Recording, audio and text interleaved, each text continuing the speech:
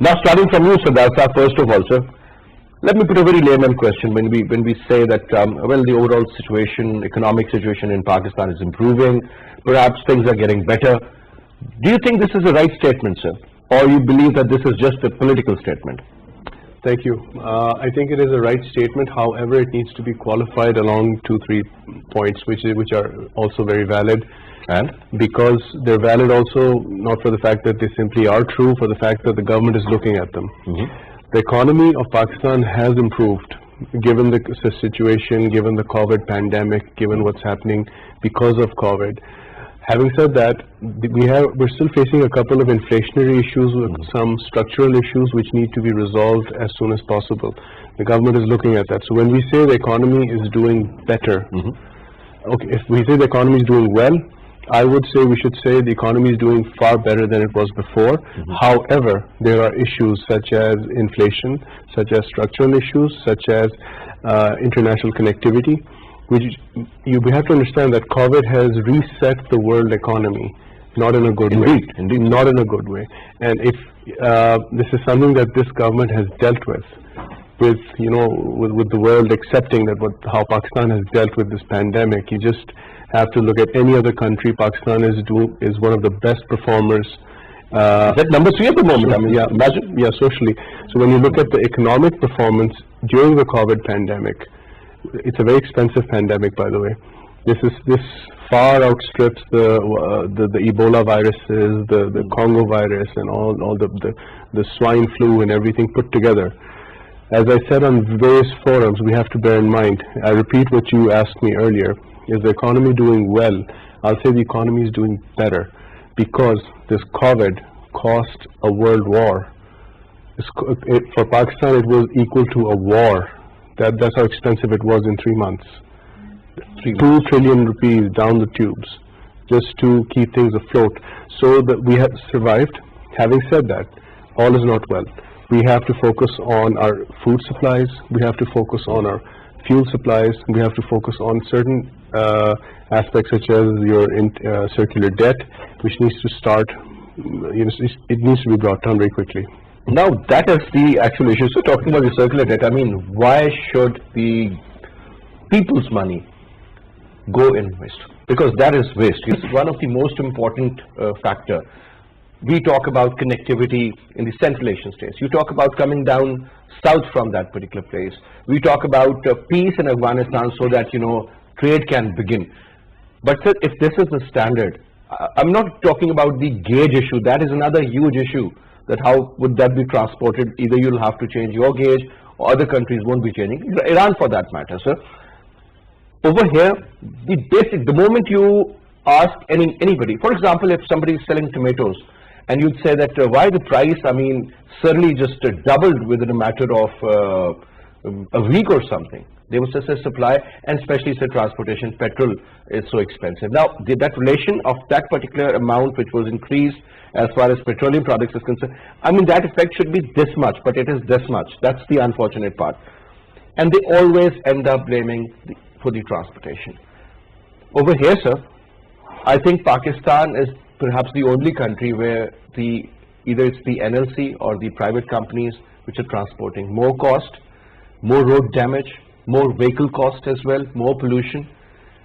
And we used to have a proper network. I remember as a kid, sir, we used to see these so-called the malgadis, but I hardly see any now.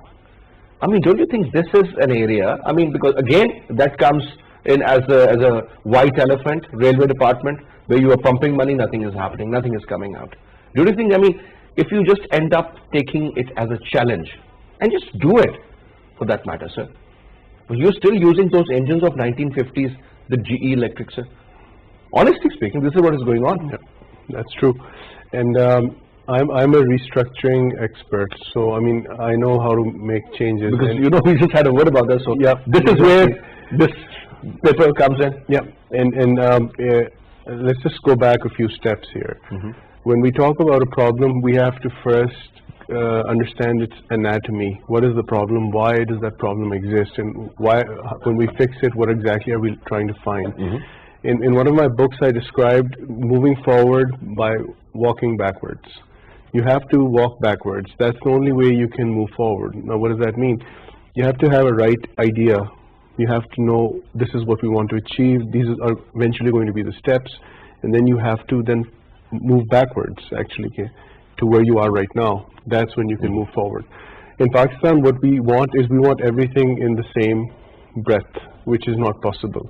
When we talk about, you may have noticed I used the word connectivity. I did not even mention CPEC. Rightly so, as you yourself said that, we're talking about CPEC all the time. I mentioned connectivity for what it is. Now, CPEC is part of connectivity. Exactly. CPEC is not Pakistan. CPEC is not China-Pakistan relations. CPEC is part of China-Pakistan relations. Our relations are far broader. CPEC is supposed to go to Africa, by the way. The Silk Route used to go to Africa, by the way, to Khartoum, from Mongolia to Khartoum. So there was a sea in between, by the way. There were deserts in between. Even to Egypt. These exactly. pharaohs used to wear these stores which used to come from Gilgit-Baltistan. So let's just step back for a second. When we talk about a problem, you mentioned, for example, railways. We have to understand what the problem is and what we're trying to achieve. In Pakistan, what I've noticed is that we come up with good ideas. When we're about to implement them, we suddenly come up with another idea, right or wrong, and then we go in that direction. There has to be a unity of ideas. Let's be very frank here. Do other countries not make mistakes? All the buildings made by China in the Shenzhen economic zone in the 70s, all of them, there were 6-story buildings. Guess what happened? All of them collapsed. People don't know about this because they just look at Shanghai, they just look at what China is right now. China learned from its mistakes, and it learned from other people's mistakes. What I'm trying to say is, if you're trying to restructure the railway connectivity, we need to be very clear about what needs to be done. People will have to be laid off. I'm sorry about this. That's just the way life is. Okay. In the corporate world, it's important for sometimes things to let them die, so that something new comes up. Doesn't spring come after winter? It does. Doesn't nature show us that things have to die for something new to? Those people can be re-employed once the system stabilizes, or if it's not that difficult to sort of realign people. It's not that difficult. The problem here is you have multiple objectives going in different directions. And are all those in alignment, by the way? Sorry? Are those objectives in alignment? No, I'm glad you asked that, because no, they're going in different directions. That's the point. When we say, for example, let's take I call it a cold test. Let's do a cold test right now. If we want to fix, let's say, connectivity, how do we do that? From where to where? What are we trying to achieve? Are you trying to get business traffic? Are you trying to get civil traffic? Are you trying to get both? Whatever. So we have to be very clear. Pakistan Railways should be taking care of most of our business activity. It's not, because of various weaknesses and deficiencies. Step by step, we need to fix it. It's like when we fix a problem, I mean, in my restructuring experience, one has to be very clear about the plan, what needs to be done. The steps have to be practical. The execution has to be merciless execution. And I'm using this word, with a full sane mind. There is no compromise on execution. And that's the test. Once you run it once, you run the impulse twice, that's when you start to realize, okay, now this point has been fixed. Now let us take some good examples. Pakistan runs the world's second largest database, official human database on Earth. Yeah. To the extent that you just need one piece of paper to go to NADRA, and if you can't identify yourself, they'll just ask you to put your thumb. Correct. They'll take a little while, they'll identify who you are if you don't remember your own name. We're exporting that to other countries, so I just cannot buy, I will not buy, I would never accept that we can't do it. No, that's an argument which I keep hearing on media. Media is not very This kind. model basically is really appreciated by a lot of countries. Because you're exporting that, you're exporting passports, you're exporting the passport system. We're exporting other things as well, which I don't want to talk about. The point is, when we're talking about three different things in one sentence, things tend to become very confused. Correct. Now, I've been through the restructuring experience. I've done things which were considered impossible. But how is that possible? Through good governance. But before that, you have to have a good plan, and I will use the word again, merciless execution. You cannot show mercy. How important is human resource management, sir? That's the starting point. It's the starting point. Starts with me, for example. Yeah. If I'm given a task that do ABC, I need to have a team. That comes afterwards. Yeah. I have to have the right plan. I have to have the right plan. I am the HR, and I have to get more HR. And you need a few good people. You don't need an army of good people. That's the beauty of it. We've done it before. I can't understand why this would become an issue. One thing which I have to stress here, and I'm just sort of, I might appear to be digressing, which I'm not, is that media has not been very kind to this government. It was slightly kinder to the previous government. There's some kind of antipathy towards what's happening. Because I'll just mention one fact, because I don't want to hog up the time. Mughal Sahab also has to talk. And this government returned 200 billion rupees plus of withheld tax money to businessmen. I appear to be the only one who's talking about it. Nobody's even mentioning it. In the previous governments, everyone was running from pillar to post. Where is our money? The FBR should return our money, and this government gave it back. To the extent that now there is an automated system which is returning money. You don't even have to talk to anyone. Nobody's talking about it. This isn't unfair. Issues are there. Part of the reforms in FDR. Yeah. And just sorry, one final point. When you talk about restructuring or fixing a problem, get the right person for the job. You know, we always talk about restructuring, policy, good governance. I mean, and very important area. And since energy obviously is a very, very strong indicator of economic growth. You know, if you're having a demand of 25-30% plus every year, means that, you know, your economic growth is hovering around 5% to 6%. Now, so one important factor, which is worrisome also, because we are always talking about the remittances, that a record number of remittances for various reasons. Perhaps the inflation has gone up, so obviously those who are, if somebody was sending $1 a month, now he's sending, let's suppose, $110 or $115. That makes sense. Hi, sir. Again, because the future is going to be very different, sir. Artificial intelligence is taking over. These kind of jobs will be eliminated from the market, sir. I'm sure we have no plan for that. I can bet on that. Secondly, sir, when you talk about your exports, primarily, sir, you are in the Asian alignment now, and this is where the tilt seems to be. So USA and European Union, sir, your biggest trading partners, we still haven't, found any other market yet, and no product diversification. Still, you are stuck to your textile, and you're still stuck. You know, no value addition as such. IT hardly less than $2 billion of export. And then, sir, the most important factor, and that is about the foreign investment. Yes, CPEC is there, sir, but as you mentioned, and you rightly mentioned, that CPEC is just a part of it. We don't see companies like Siemens coming over and manufacturing here. Perhaps Samsung, yes, but there are so many other huge giants, you know. But I think we do not have the right, sort of environment for the investment purposes. No matter what the government is doing, but still nothing is happening. Okay, it's a tough question. I would call it a collection of questions, because Pakistan just came out of a fourth generation war, the only country to defeat a fourth generation attack. This was, I won't get into the details. Pakistan, whenever a country faces, let me give you an example. Right now, Pakistan is facing it's not facing $100 billion loss over 15 years. Every single year we have lost, we're trying to recover more than $100 billion. This is a simple estimate. You just take Pakistan. And in which areas, by the way? I'll just come to that and say because of violence. People don't even talk about this. So we need to sort of factor that in. When we compare a company like Siemens, why are they not coming into Pakistan? It's a market thing. It's a geopolitical thing. There is a reason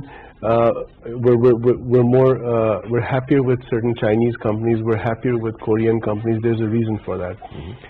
the bottom line is, when we try to bring in investments, you have to have a secure environment.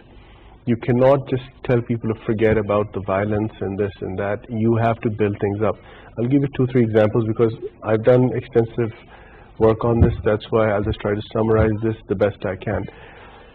Somebody questioned me on this. Why do you keep bringing up violence? And I've brought it up with the World Bank and this and violence or security issue.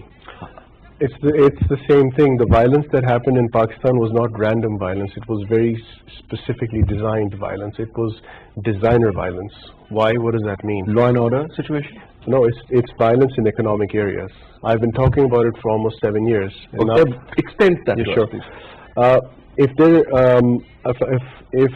first of all, there are 2 kinds of bomb blasts. One has black smoke, one has white smoke. We don't really try to tell the difference. White is more plastique, it's more RDX, it's not TNT. So it has a higher shock wave. Have we ever made an analysis of what the smoke was of those 5,000 bombs, 5,000 that blew up in our cities? Do we have any evidence, and I can give you the answer, of any bombs blowing up in the center of Tharparkar Desert? Nothing happened over there. Nothing happened on a hilltop somewhere, where nobody lives. Everything was happening in economic areas. So markets, soft targets, primarily. Yeah. Because when approximately 70,000 plus people died, not by accident, they were killed. So we need to factor that in. Let's give ourselves a break as well. We need to pat ourselves on the back, and we need to salute the people who died. I'm not trying to change the topic. I'm exactly on the topic. By the way, my expertise is financial investments. So when Egypt faced one attack on tourists, their whole tourism industry went down. It took them 6 years to recover. 6 years. That is nothing compared to what happened in Pakistan, and we came through and flying colors. What I'm trying to say is, it's going to take a little while for us to be able to come to the exact standards that you just spoke of. Rightly so. I'm not disagreeing with you. I think I want more. When we talk about exports, right now Pakistan has the capacity to export $100 billion worth of goods and services. You're looking at me with a surprised look on your face. 100 billion. I don't blame you, because, and I can show you the numbers. We are actually moving at 30% capacity on average. If you build up just the basic exports, and I'm not talking about, you spoke of diversification, very right, fine. But let's just look at coal numbers. If we just double our exports to our existing markets, which we don't bother to do, by the way, we can take our exports to 70 billion plus, okay? And I'm not joking, we've done the numbers, we've done the math. Do you know how much we export to Russia? 300 million. That's the second richest. Let's talk about your neighbors. Forget about Russia. There's a reason I brought that up, because Russia is the second richest country on earth when you look at reserves. Russia has the second largest reserves on earth. First it's China, then it's Russia. We're focusing on economies because we're so comfortable speaking in English. I keep bringing up Russia, I can bring up Brazil, I bring up Africa. Now we've started focusing on Africa and Central Asia and other countries, other markets. So let's give ourselves a pat on the back firstly, and let's reconfigure ourselves. What you spoke of, that you're trying to get something done and it just doesn't work out, it's because the configuration is not there. Where the configuration is there, you start seeing results. Whether it's NADRA, whether it's something else, whether it's agriculture, whether it's services. If you look at our freelancing, now we are configured to freelance because that's what we were 1,000 years ago. So that's why we are configured to do those things. There are structural issues everywhere. Are there no structural issues in France? I'd like to bring them up. Should I bring up the structural issues in China? I'm sure it is everywhere. Electricity is more expensive in China than it is in Pakistan, but there's a misconception. So firstly, I'm trying to do 3 things in one go. Number one, trying to clarify the narrative, look at some technical points, and try to find a way forward. So the point is, let's give ourselves a pat on the back. We're on the right track. We need to fix a few things, but we must not change our course. The course is right. We're heading in the right direction. So another important factor, and that is about the SMEs.